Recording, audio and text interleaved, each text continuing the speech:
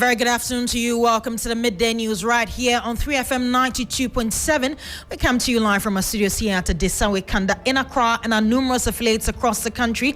We're also live on all our social media platforms on Facebook and on X. Coming up this afternoon, Asante Hene leads new push for peace in Boko as he engages factions at the Menchia Palace. Also, government launches ambitious special business startup initiative dubbed a Jumara as part of broader agenda to address youth unemployment. Plus, the Court of Appeal sets June 5 to give judgment in the case of Yao Asante Agyemang, an alleged accomplice of infamous convicted robber Atayi. This afternoon, we're bringing more details of these stories in the next 30 minutes. Do stick and stay. I'm Judith Brown.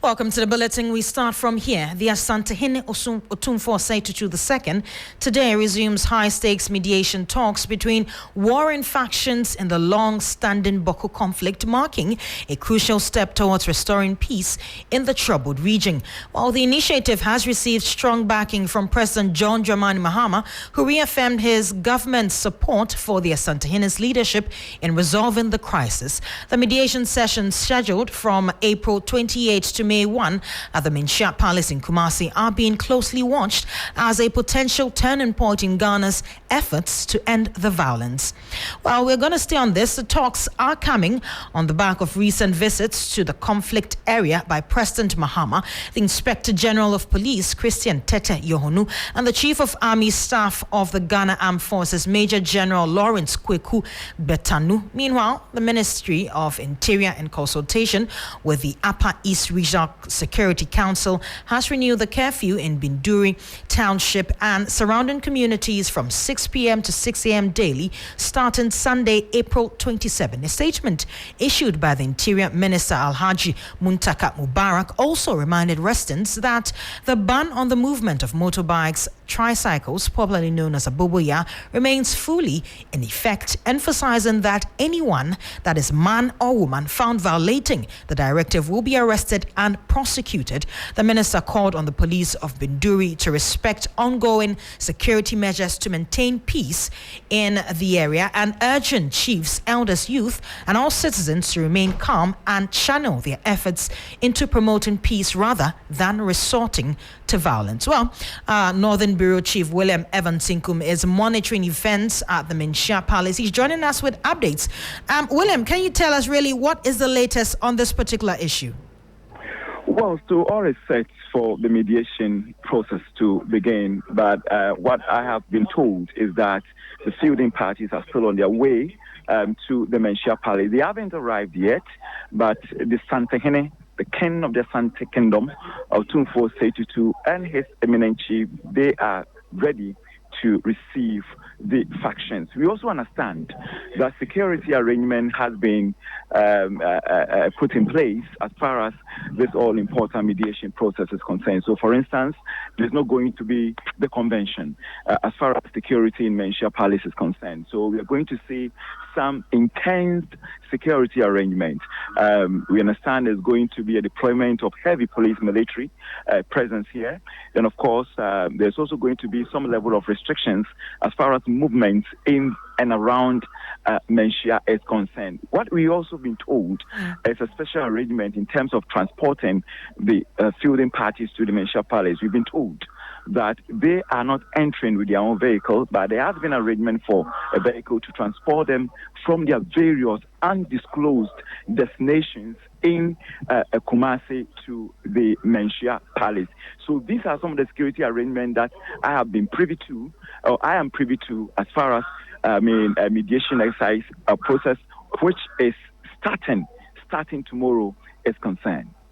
Right, William Evans Siku, many thanks for your time. He is our Northern Bureau Chief, bringing us all the details as regards to that visit there in the Boko municipality. We know that the Minsha Palace is going to be, engaging with this particular issue, but we're going to stay on this subject. Emmanuel Kuting is the Executive Director for the Africa Center for Security and Counter-Terrorism. He's going to be giving us more details on this. Good afternoon, sir.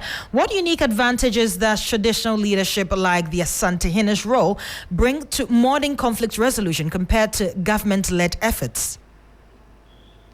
Judith, thank you for having me, and very good afternoon to your cherished listeners.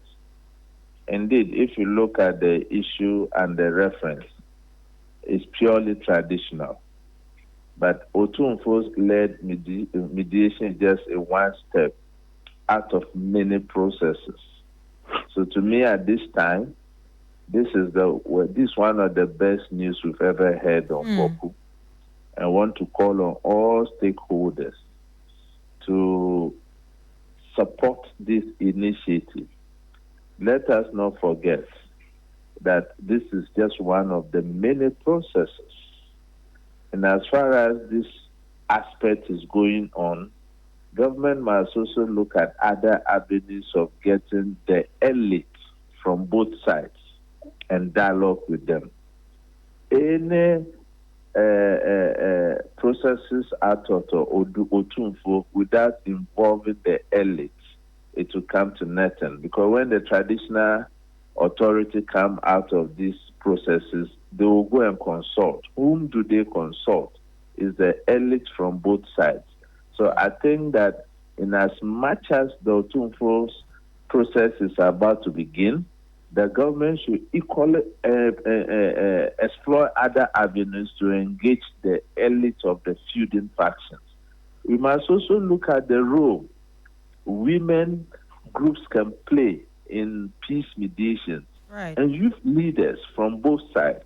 So until we put all of this into motion at the same time, there could be some challenges in terms of drawback, because I know in processes like this, there will not be commitment from both sides. At best, they will say that, well, let's go and think about it. And when that happens, it means a lot. They are going to consult the elites from both sides. So that's why it's necessary for us to engage that other aspect. We shouldn't think that the Otunfo-led mediation is the financial to bring the peace in Boku we are all yearning from. We have to explore the other processes simultaneously. Right. And I also urge the media for us to resist from sensational reportage. It creates a lot of misinformation. And I want to plead with the youth of the feuding faction. They shouldn't put any inaccuracies or misinformation on social media. These kind of things don't help in the overall processes. So at best, those who are representing the various feuding factions before Otunfo, there should be the highest level of secrecy, such that they don't leak the processes to their group who tend to misinform the public. And you know what that can do to the overall process. Well, Mr. Koting, you have been talking about the key factors that should be taking note, especially in this mediation process. But if you can tell us what other lessons from past mediation efforts in Ghana, example, the Dabon conflict, should guide this particular process? Well, if you look at the Dabon crisis, there are some similarities, except that in the Dabon crisis, it was about succession plan. It was one same family kind of having misunderstanding over who will become the Yana. And because the elites and conflict profiteers were not properly engaged, it led to a lot of misinformation, and you saw how we had to struggle to bring peace to Dabon. But this one is about who is the legitimate chief of Boku, and it's about two tribes. But however, if you look at the processes government has adapted, I think that if you just oppose it to what the previous government did, with the Dagbon crisis is the way to go. And But Mr. the Koti, challenge is that we have to get the elite of the feuding faction to pledge to the process. Otherwise, it will be go, come, kind of thing. I see. Now, this could be our last chance to achieve a resolution in terms of this particular conflict. Should the worst happen, that's if the talks fail, what contingency plan should be in place? To me, I don't want to agree that this is the last chance. You know, in peace mediation, where you don't think the saturation point will come, that's where it often comes. If you look at the Dagbon crisis, it went over 15 good years. There were a lot of mediation efforts that didn't happen. But as a peace builder, what we often look for is the saturation point, where both sides agree that, look, this is not taking of us anywhere. We need to sit down and talk. If you make it look as if the Otumfo-led mediation is the panacea to finding lasting solution in Boku, will be mistaken. And I don't want that impression created. That is why we are calling on all stakeholders who are peace-abiding to do whatever they can to support this process. But we pray that we don't have to go in circles this time round. Right, many thanks for your time. Emmanuel Koting is the Executive Director for the Africa Center for Security and Counter-Terrorism. Well, meanwhile, the National Peace Council is calling on politicians and business entrepreneurs with interests in the Boko conflict to prioritize peace in the northern region of Ghana. The Executive Secretary of the National Peace Council, Dr. Amo, made the appeal at the ECOWAS regional meeting with National Peace Commissions and Council members of state. Take a listen. I think there are people with interests in the Boko conflict. They may be politicians, they may be businessmen, they may be media men, they may be peace workers. There are people with interests. And I will want to appeal to all those with interests, whether you are a political actor, whether you are a media actor, whether you are an indigent from the area, or you are a businessman, because people use conflict situations to do their businesses. Some people do that, unfortunately. So I would want to, call on all that, yes, you may get your money through the unfortunate incident, happening. But are you happy when you see people killed in the manner that is happening? I mean, that is not moral. So I just want to appeal to everybody, including politicians and businessmen. We call them conflict entrepreneurs. Let us give peace a chance.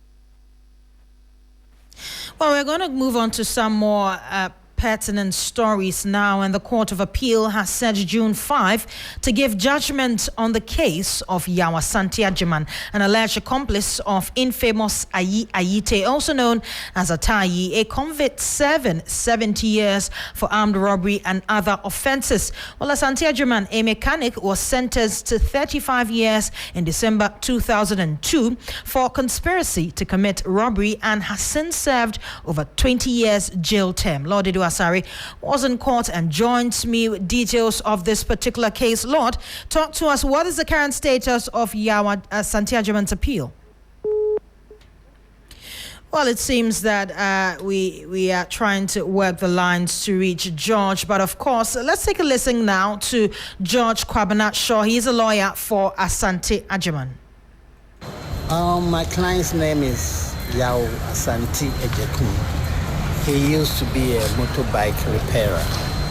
And the link with Atayi was that basically most of the bikes of those armed robbers in the Atayi fraternity were repairing their bikes at his workshop.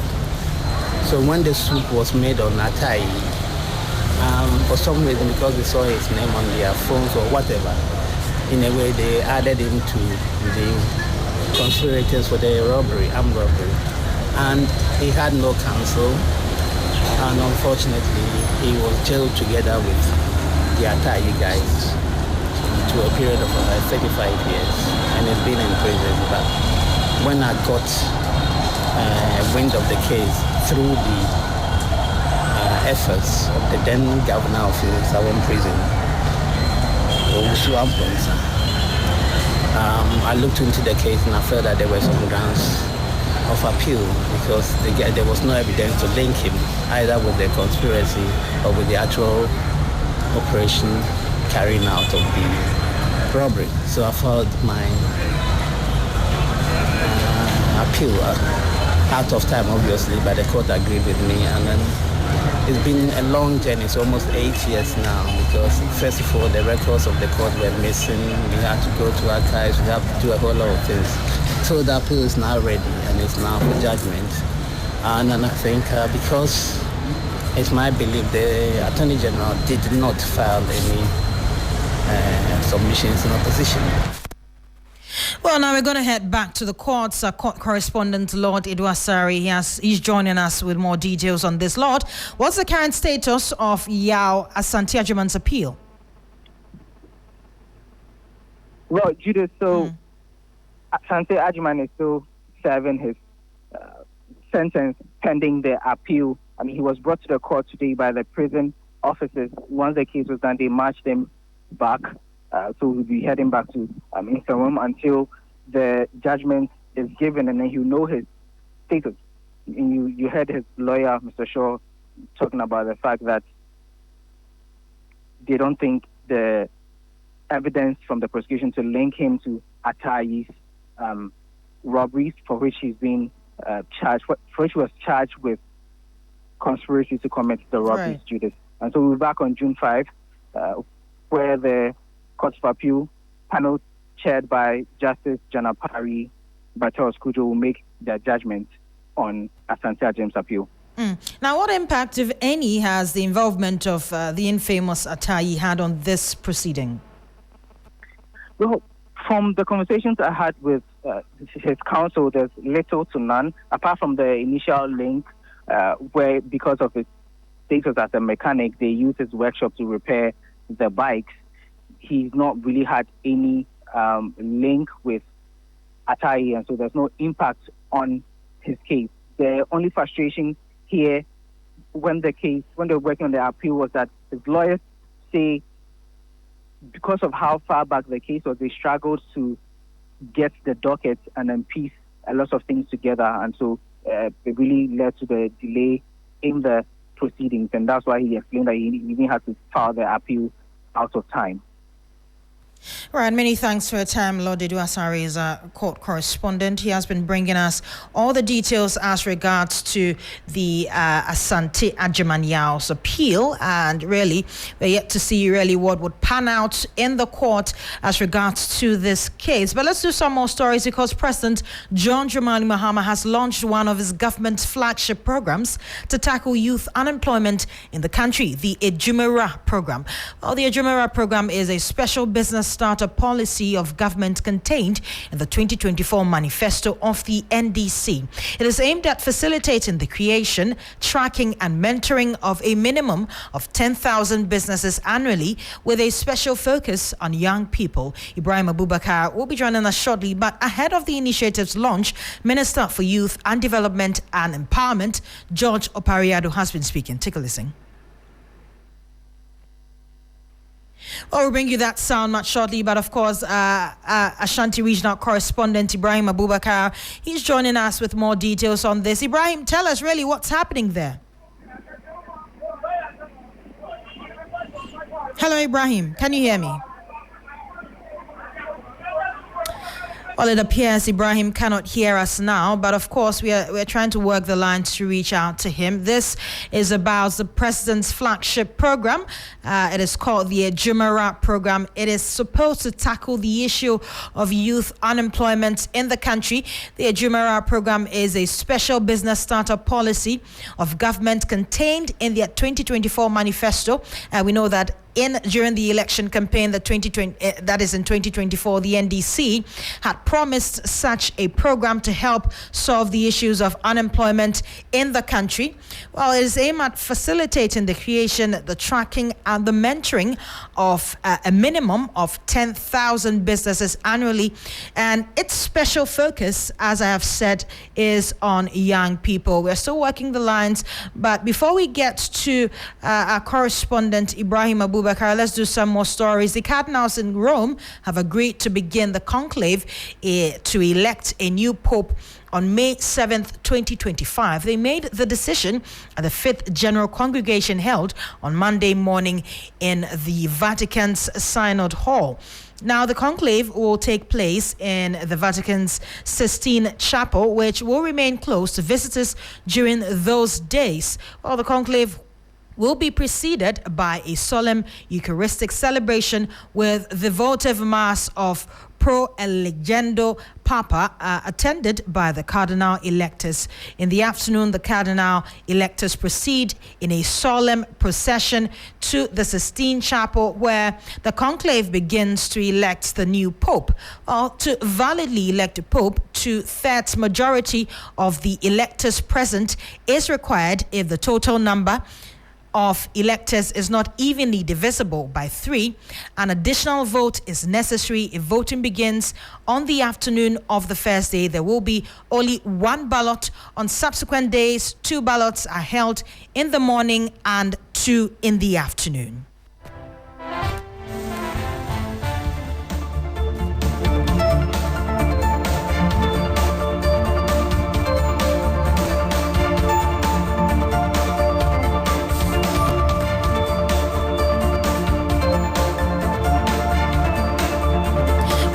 For a short break. We'll be back with more news. Do stay with us right here on 3FM 92.7. Hello, Ghana. It's a new year and Bill's Microcredit is here to support your dreams. If you're not working but want to start a business, don't let money stop you. With just your Ghana card, you can get a loan to turn your ideas into reality. Already running a business? Need more capital? Or are you a salary worker looking for extra funds? Bills offers fast and easy loans with no collateral, no deposit, and no SUSI savings required. Wherever you are, whatever you need, Bills makes it happen. Call Bills Microcredit today. Call 0596 920 833 or 0302 200 390 and get started. Bills is licensed and regulated by the Bank of Ghana. Bills, financing your needs. Terms and conditions apply.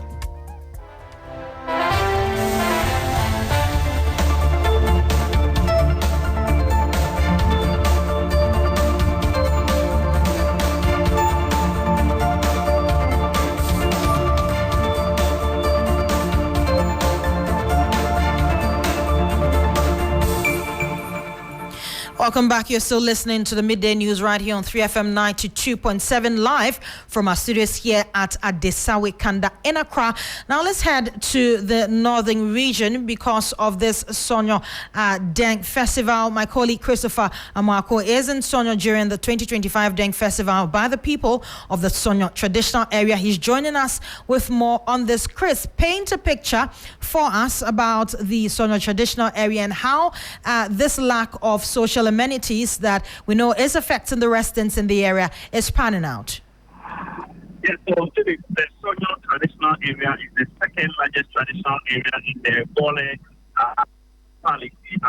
This area holds a lot of potential when it comes to tourism, agriculture, and other activities. Now, for the past year, this issue have been lacking some basic social amenities, including access to road network, potable water, among others. So the residents are appealing to government to ensure that they also get some development in the area. Let's take a listen to what the people have been saying. And what is the MP of the area and the Assembly doing about these issues? Yes, so the Member of Parliament who represented the President Dr. Ramani Mahama at this year's Deng Festival actually gave some indication indication that government is working at getting some of their challenges resolved. He says that as a matter of urgency, President John Dramani Mahama has directed the Rules Minister to work on the borders for the Buffalo Road. He has also asked that some of the community workers should come to the area and explore and ensure that the people get access to potable water. When it comes to health, already they have a chief compound. He has indicated that the president has directed that the chief compound be expanded to a health facility so that he can take care a health center so that he can take care of the people around that area. Right, let's take a listen to the MP for Sonyo. He wants me to assure you that your problems are his problems. He's aware that you will require a small water project here at Sonyo. He's aware that your road network is not good enough. And he has instructed the road minister to tar the road from Bole to Kiape to Sonyo to Kope. And the assembly man will bear witness that the road minister himself was here in person. He drove through the road and gave an assurance that very soon he will award the contract for some road contractors to come construct the road for us. We are a people with different backgrounds. We have different ethnic groups in this area. What is important is for us to know that it is by God's design that we are all here living together. And so we need to see each other as brothers and sisters. We need to live in a peaceful environment. It is only when we do that all these projects that we are asking for, we will be able to deliver. Well, many thanks for your time. Christopher Marco has been joining us from the northern region during the Sonyo 2025 Deng Festival. We know that there were issues as regards to the lack of social amenities that have been affecting residents in the Sonyo traditional area. And Chris has been painting that picture for us. And earlier, of course, you had the MP for Sonyo. Let's do some more stories before we go. And the MPP has moved its thank you tour to the Bono region as the processes of reorganization begins to pick up shape, while the party is attempting to implement recommendations of the Professor Michael Ukwe Committee report following their worst defeat in history. Well, the thank you tour has already begun stoking debate across media platforms after the party's 2024 flag bearer attributed their defeat to a number of issues. Dr. Bawumia blamed the hike in fuel prices days to the election as a cause for the party's inability to break the 8. National Cathedral, National Cathedral after $58 million. Now, our inability to build the National Cathedral after spending $58 million got the citizenry angry. Our approach in Galamsey that costly. You will see all the mining communities virtually.